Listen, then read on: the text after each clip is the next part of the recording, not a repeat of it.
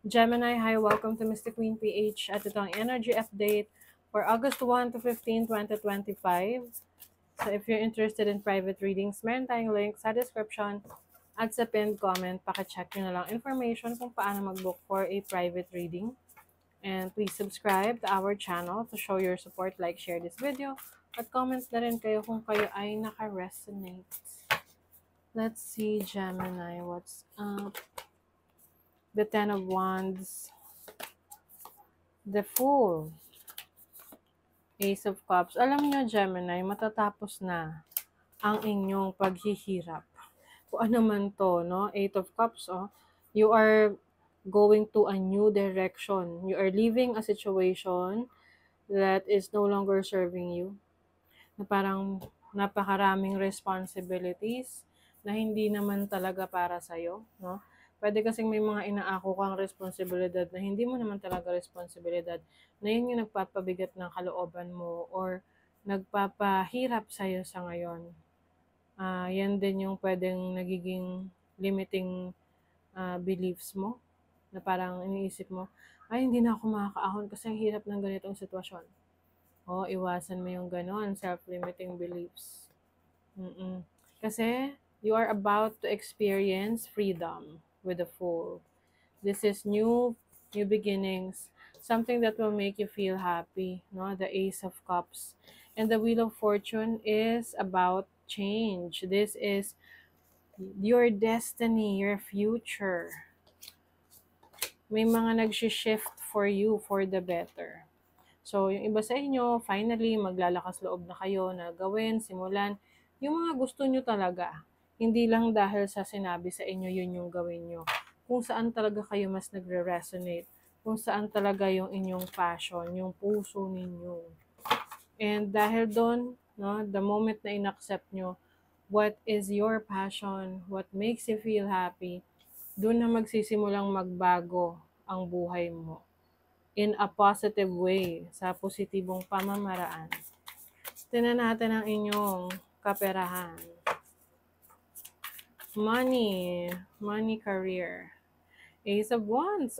Exciting talaga. Yung iba, maaring itong new beginnings na to, may kinalaman sa trabaho. Oh my God. You have the Star. This is fulfillment ng inyong wishes. Wow. Gemini, meron kayong wish na matutupad. And exciting ito. Hindi lang to yung basta-bastang wish. Ito yung tipong mapapatalon ka sa tuwa. Ito yung tipong mapapatumbling ka sa ligaya. Na finally, nagbubunga na yung mga pinaghirapan mo. Nagbubunga na yung mga sinakripisyo mo. Some of you are healing as well. Healing from your past, healing from a relationship, a toxic situation sa work.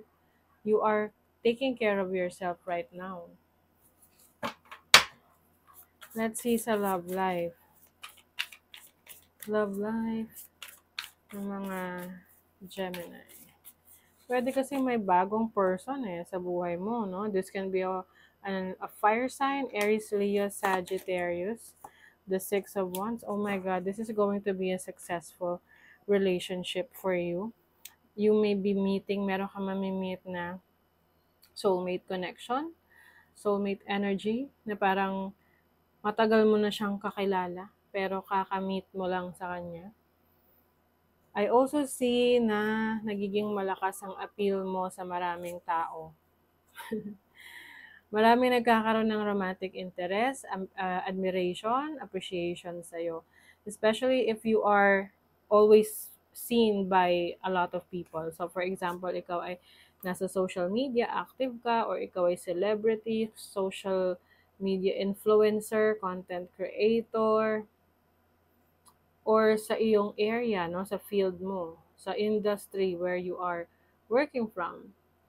Nakikita nila na ikaw ay you are doing your best, you are doing well, you are nag-excel ka, may mga awards kang nare-receive.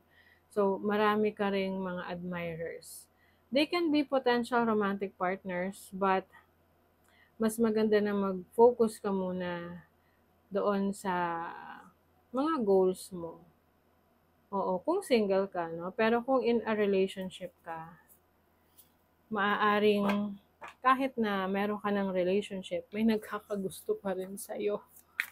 Oo, meron pa rin. Pero ano naman yun? I think naman this is just admiration. Nothing so serious. Kung ito ay ano, kung ikaw ay meron ng relationship, 'di ba? Teacher, some of you meron kayong teaching skills. Ang Gemini kasi great teacher din yan. Maraming alam, madaldal, mahilig mag-explain, mahilig mag-aral, o self-acceptance. So, meron kang mga bagay na tatanggapin sa buhay mo dahil parte yan ng healing process mo, ng shadow work mo. Kasi hanggat hindi natin natatanggap yan, it creates a burden sa buhay natin, no? So, for you, you are accepting the things that are beyond your control. Mm-mm. Pag hindi mo na kasi kontrolado, isurrender mo. Grounding. Maari kasing meron kayong mga pangarap or goals na yung sinasawag natin too good to be true. Or hindi ka na nagiging practical paminsan-minsan. So, ito yung time na mas kailangan mong mag-ground yung sarili mo to be more practical, to be more realistic, and alam mo yung para mas maging aligned yung goals mo sa mga actions na ginagawa mo. Kasi pag masyadong pag hindi tayo grounded, ito yung tipong ang daming tumatakbo sa isip mo na kaya mong gawin, pero ini-imagine mo lang pala at hindi ka na nagte-take ng action. Mahirap yon pag ganun, 'di ba? Malulost ka doon, malulost in translation ka. So anyway, let's see what else, Gemini. Mercury in Virgo, 6th house. Be careful o caution. Maging maingat sa mga bagay na pakikialaman mo. Oo, yung tipong halimbawa, makikisabat ka sa mga nag-uusap, hindi naman hinihingi yung opinion mo kasi lalo na ngayon merong Mercury retrograde, okay? So itong Mercury retrograde, ito yung nagkakaroon ng miscommunication, misunderstanding. So be careful and wag rin agad-agad maniniwala sa mga sabi-sabi ng iba. Okay? You have Venus in Leo in the 5th house.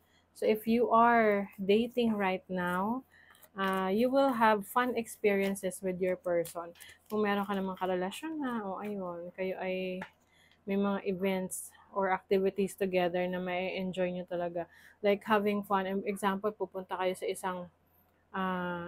isang theme park, ganon. You have Jupiter in Scorpio 8th house. Jupiter is the planet of expansion. Kaya lang nasa 8th house siya. So, maaring yung iba sa inyo, meron kayong parang you may be obsessing about something na gusto mong matuklasan. Gusto mong mas malaging malalim yung knowledge mo tungkol doon. Pwede yan sa pag-aaral, sa nire-research mo. Pwede rin naman sa mga bagay na sa tingin mo ay inililihim sa'yo ng isang tao. Kaya gusto mong matuklasan at malaman.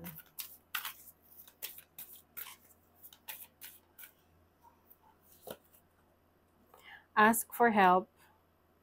Some of you, maaring meron kayong challenges pagdating sa finances, lalo na kung ito'y may kinalaman sa utang. Okay, so if kailangan mong humingi ng tulong, don't hesitate to ask for help. What do you really need? Like, willing to accept support. Ay, ang labo na kasi ng mata ko. Sabi rito, what do you really need? Ano daw ba yung kailangan mo talaga? Be willing to accept support. Ayan, maging open ka sa mga taong pwedeng tumulong sa'yo. Hindi naman sa lahat ng bagay kaya natin talaga. Kaya nga kailangan meron tayong community or people who are supportive of each other. Have patience. Love is patient and kind. 'Di ba?